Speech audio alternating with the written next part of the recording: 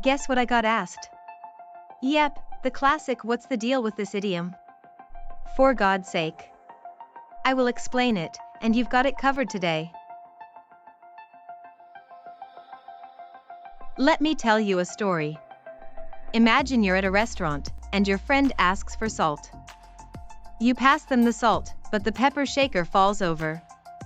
And they say, "For God's sake, be careful." Now, at first, it might seem like they're invoking God's name for a minor accident. But in reality, the idiom "for God's sake" is used to express frustration or annoyance at a situation or person. So what does "for God's sake" mean? Simply put, it's an exclamation used to express frustration or annoyance at a situation or person. It's often used when someone is at their wit's end and can't take it anymore. To remember the meaning, think of it like this: when you're frustrated or annoyed, you might say, "Oh, for God's sake." It's a way of invoking a higher power to express your exasperation. Let me give you an example. "For God's sake, can't you just be quiet for 5 minutes?" Or, "For God's sake, why can't this traffic clear up?" It's a versatile idiom that can be used in many situations. Fun fact number 1. The idiom "for God's sake" has been in use since the 16th century. Fun fact number 2. It's a more polite version of "for Christ's sake." And fun fact number 3. It's often used in British English. Here are some example sentences illustrating the usage of the idiom. "For God's sake, stop talking" means "please stop talking, you're annoying me." "For God's sake, can't you do anything right" means "I'm frustrated with your incompetence." "For God's sake, why won't you listen" means "I'm annoyed that you're not paying attention."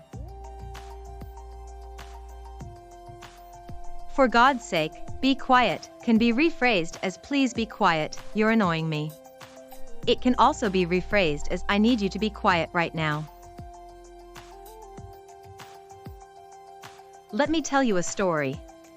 John is trying to fix his computer, but it's not working. And he's getting frustrated. His friend comes in and says, "For God's sake, what's taking so long?" John gets even more frustrated because he feels like his friend is not being helpful. This story illustrates how the idiom "for God's sake" can sometimes escalate a situation and make it worse. Other similar expressions include "oh," "come on," and "seriously?" Opposite expressions include "that's great," and "awesome." Related idioms that English learners should know include "for heaven's sake" and "for Pete's sake." Let me tell you a story.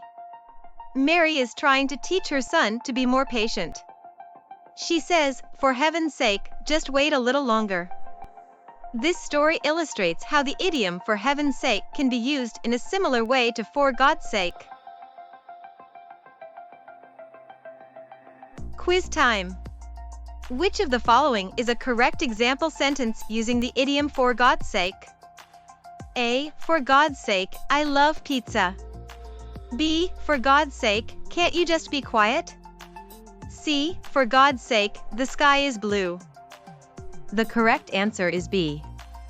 For God's sake, can't you just be quiet is a correct example sentence using the idiom. Remember, the idiom is used to express frustration or annoyance at a situation or person. In summary, "for God's sake" is an exclamation used to express frustration or annoyance at a situation or person. It's been in use since the 16th century and is often used in British English. Remember, it's a more polite version of "for Christ's sake." For God's sake, keep learning English. You've got this. Share your thoughts in the comments below. Thank you for watching.